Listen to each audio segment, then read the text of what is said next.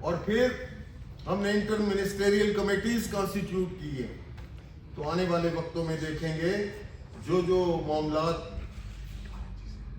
طے ہو چکے ہیں, جن پہ انیشیٹو لیا جا چکا ہے, انشاءاللہ کشمیر کے ایشو کو تقویت ملے گی, اور ہم انٹرنیشنل فورم پہ بھی اور کشمیر کا جو انٹرنیشنلائزیشن ہے اس کو بھی تقویت دیں گے, اقوام عالم کی نظروں میں اس کو اجاگر کریں گے, اور کشمیری ڈائسپورا کو اور پارلیمانس کو, انٹرنیشنل کیپٹل سٹیز کی جو پارلیمنٹس ہیں ان کو بھی ہم کشمیر کے حوالے سے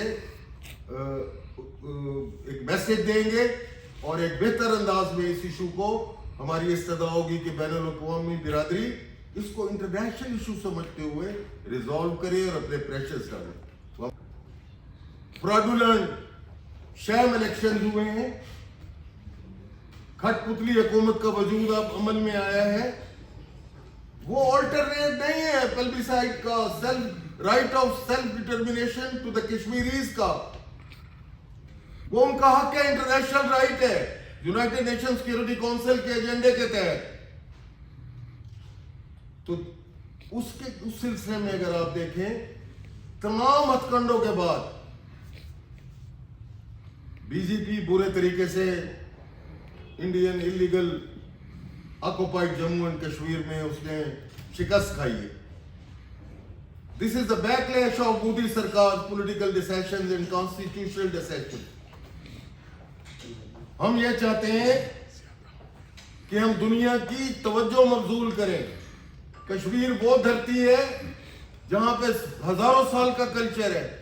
وہاں ایک کہاوت تھی پیر شالہ کہ جو بچہ عقل ذہانت حاصل کرنا چاہتا ہے کشمیر کی طرف 7 قدم چلے, تو اللہ تعالیٰ کی طرف سے وہ عقل مند ذہین فطین طالب علم ہوگا کسی بھی علاقے میں رہنے والا.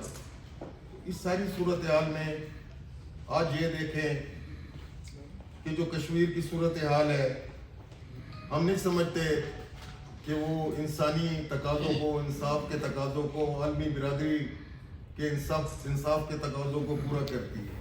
کاز کے لیے تو وہ آپ کے گوش و گزار کرنی ہے.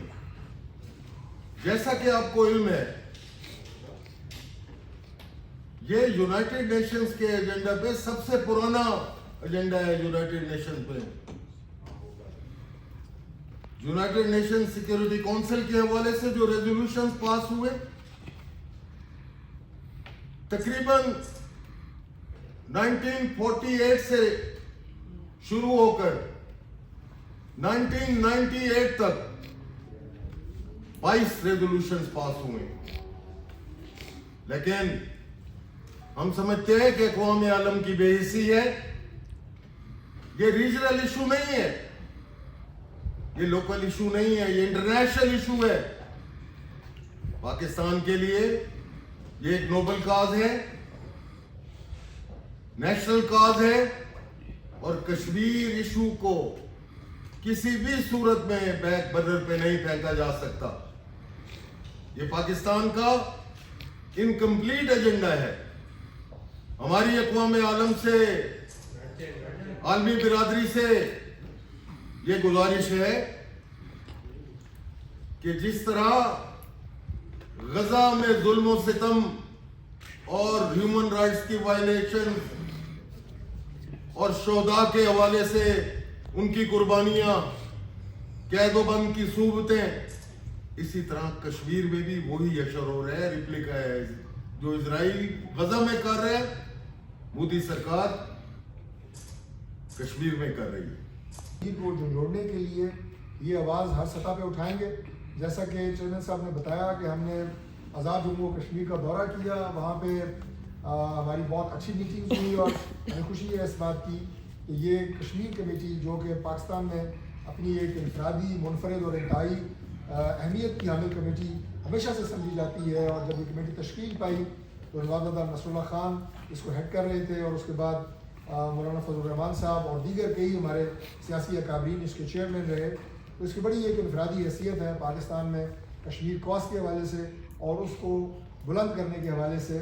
یہ جو ہمارا دورہ تھا یہ پہلا کشمیر کمیٹی کا आज़ाद जम्मू और कश्मीर का एक बाज़ाब्ता दौरा था जो बड़ा फ़ाल रहा, और वहाँ के भी इशूज़ और बैन अवी सतह के ऊपर इस कॉज को उठाने के लिए जो भी तदाबीर की जा सकती थी वो हमने की, और इसको आगे भी मुसलसल इंशाअल्लाह ताला हम जारी रखेंगे।